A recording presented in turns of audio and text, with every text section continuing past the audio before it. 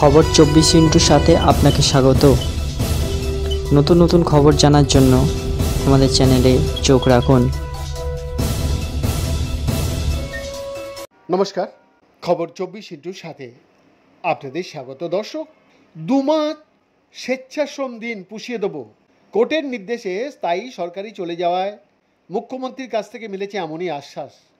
শরীরে ক্যান্সারের যন্ত্রণা নিয়ে কিভাবে দেবেন স্বেচ্ছাশ্রম? এর থেকেই স্বেচ্ছা মৃত্যুই ভালো বলে মনে করছেন উত্তর দিনাজপুরের চাকরিহারা শিক্ষক সুশান্ত দত্ত।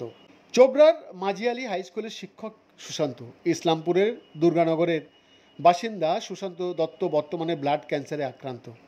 সম্প্রতি সুপ্রিম কোর্টের রায়ে চাকরি হারিয়েছেন তিনি।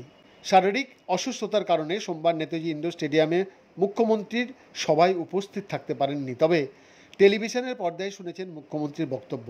সভা শেষে তার মনে এখন শুধুই হতাশা আর হতাশা। 2022 সালে তার শরীরে ধরা পড়ে মারণ রোগ ব্লাড ক্যান্সার।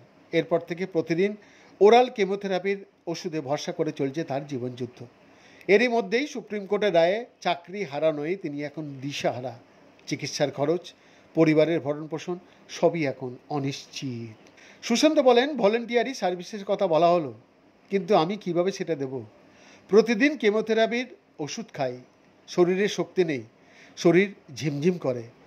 সবাই কোনো আশার আলো দেখতে না পেয়ে মনোবল ভেঙে পড়েছে তার।